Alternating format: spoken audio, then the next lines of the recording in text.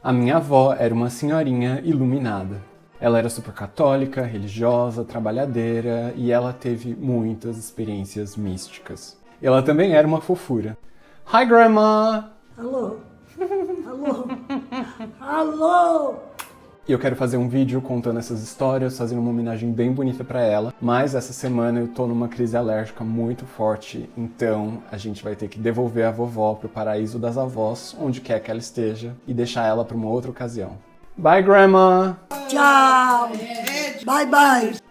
Hello, iluminados e iluminadas, sejam bem-vindos ao nosso canal Amigo Monge. Eu sou o Monge, você é o meu amigo, esse é o nosso canal. Não reparem a minha cara de cansado. E no vídeo curto de hoje vou contar essa história. Sobre essa senhorinha tibetana, já idosa, que eu conheci na Europa, e ela me contou sobre como o país dela foi invadido quando ela era jovem, e eles tiveram quase todos que se refugiar e ir andando, cruzar os Himalaias e chegar na Índia. E na Índia ela vivia como indigente, ou seja, sem dinheiro, sem abrigo, sem casa, sem documentos, sem nada. Ela ficou bastante sensibilizada quando me contava essa história de como, na verdade, várias vezes na Índia, que tem um clima absolutamente diferente do Tibete, ela às vezes não tinha onde dormir, se apoiava ou deitava por ali perto de várias bananeiras, acho que num bananal, alguma coisa assim. E ela várias vezes passou fome apoiada nas bananas, porque não sabia do que se tratava. Até que um dia, ela passando pela feira,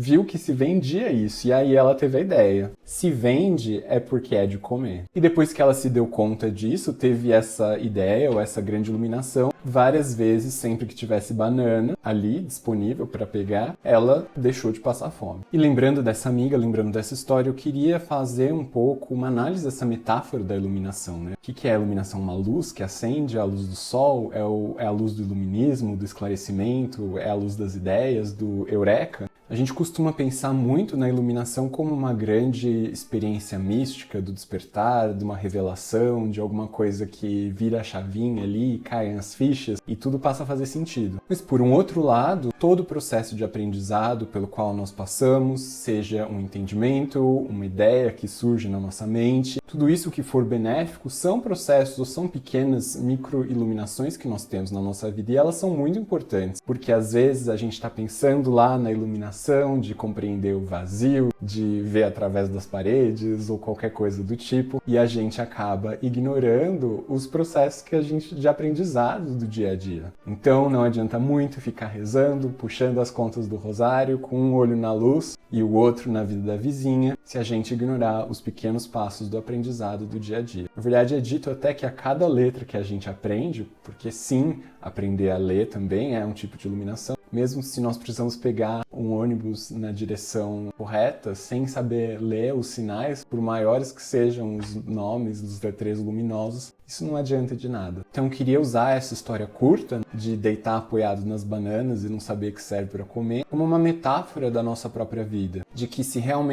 a gente estiver aberto para novos conhecimentos, para novas experiências de vida, para novas formas de encarar a realidade, pensar um pouquinho fora da caixa, a gente consegue virar essa chave e viver de uma forma muito melhor. Então, iluminados, muito obrigado por continuarem acompanhando o canal. Se vocês ainda não se inscreveram, se inscrevam, compartilhem, chamem os amigos, vamos fazer crescer. Semana que vem, quarta-feira, voltaremos com um vídeo maior, mais elaborado. Acredito que o tema será educação sexual. Veremos.